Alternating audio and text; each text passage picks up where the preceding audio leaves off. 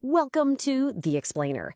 There's a version of Bitcoin out there that a lot of people just wrote off. Left for dead. Well, guess what? It's suddenly roaring back to life. So today, we're going to dig into the data and figure out what on earth is going on. So check this out. We're in the final weeks of 2025, and all of a sudden, Bitcoin Cash just takes off. We're talking a surge of over 12% in just one day. And what's really interesting is that it completely broke away from what the rest of the crypto market was doing.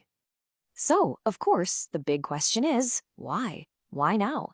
Well, the answer is actually a pretty fascinating story. It's got a bit of everything, a throwback to a founding mission, some seriously powerful new tech, and, get this, a surprising amount of real-world use that most people have totally missed. Okay, let's dive right in. First up, let's break down the raw numbers behind this sudden comeback. And look, the scale of this move, it's pretty significant. We're talking a price cushion close to $600, a market cap that's ballooned past $11 billion, and get this, over $700 million traded in just 24 hours.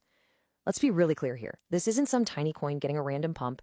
This is a sign that some serious capital is starting to pay attention. So where's all this demand coming from? Well, the data really points to what you could call a perfect storm. You've got three things happening at once. First, you've got the big players, the whales, making huge moves. We're talking a single transaction of $13.4 million moving from Ethereum straight into Bitcoin Cash. Then, you've got the professional traders piling in, pushing the futures market to a 6-month high. And finally, you have everyday retail investors who are starting to see it as a sound money option that's just way, way cheaper to actually use than the main Bitcoin network. But, to really get why this is all happening right now, we actually need to go back in time, all the way back to the very beginning. A peer-to-peer electronic cash system.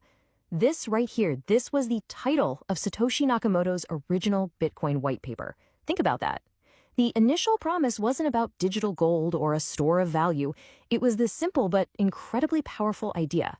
A way for you to send money directly to me, online, instantly, and for next to nothing. No bank required. And this slide? This perfectly captures the split, the fork in the road that led to Bitcoin Cash even existing. See, as Bitcoin, BTC, started to become more like digital gold, its fees went up. It got really good for big, rare transfers, but not so great for small stuff. So Bitcoin Cash literally forked off the network to chase that original mission. The whole goal was to keep fees super, super low, like sub-penny low, and keep transactions fast. Making it practical for everyday things, like actually buying a car. Okay, but this whole comeback story isn't just about philosophy and old ideas. No way. It's actually being powered by some really crucial tech upgrades that have been quietly happening in the background. So if you look at 2025, it's been a huge year for them. Back in May, they pushed a big upgrade for smart contracts, which basically opened the door for more complex DeFi stuff. And then, just now in December, they launched something brand new. A protocol that lets you create NFT-style assets right there on the network. So what's the big takeaway here?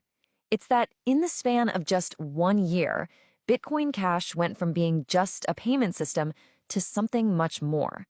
It's now a way more versatile platform that can support a whole range of different applications. And this new Cashinals thing, this could be a real game changer. It lets you create those unique digital assets, just like NFTs on Ethereum. But here's the kicker. Because Bitcoin Cash was built from the ground up for low fees, the cost to make one or send one is insane. We're talking less than a tenth of a penny. It's a totally different world compared to the fees on other networks. But look, cool tech is only half the story, right? All the best upgrades in the world don't mean a thing if nobody's actually using them. So let's shift gears and see what's happening in the real world. And honestly, the data here might actually surprise you. We're looking at over 2,500 merchants around the world that accept Bitcoin Cash directly. That puts it at number 4 globally for actual crypto payment adoption. So again, this isn't just about people trading it on an exchange. It's being used for real-world commerce. And those tiny near-zero fees we talked about, they have a really powerful human impact. They're what makes charitable initiatives like Eat BCH possible. The script delivers direct food aid in places like Venezuela and South Sudan, places where the traditional banking system is totally broken down, but a simple, incredibly cheap digital payment can literally mean the difference between someone eating or not. And it's not just about simple payments anymore. We're now seeing a real DeFi ecosystem starting to pop up. Remember those tech upgrades from earlier? Well, because of them, platforms like AnyHedge are now able to build tools for things like stablecoins and decentralized hedging, all right there on the Bitcoin Cash chain. It's adding this whole new layer of financial utility. So, where does it go from here? What's next? Well, the vision is incredibly ambitious, but the challenges it's facing are just as big. The ultimate goal, their North Star, is something they call massive scalability. The dream is to be able to handle a global amount of transactions. I mean, think Visa level, right on the main blockchain itself. They don't want to rely on what are called layer 2 solutions, which are basically separate networks built on top of the main one to handle the extra load. But yeah, that path is anything but easy. They've got two huge hurdles. First, the competition is just fierce. You've got super fast chains like Solana, and you've got those very layer 2s on Bitcoin all fighting for that same fast and cheap crown. And on top of that, there are the regulatory question marks, especially around the energy use of its proof of work system.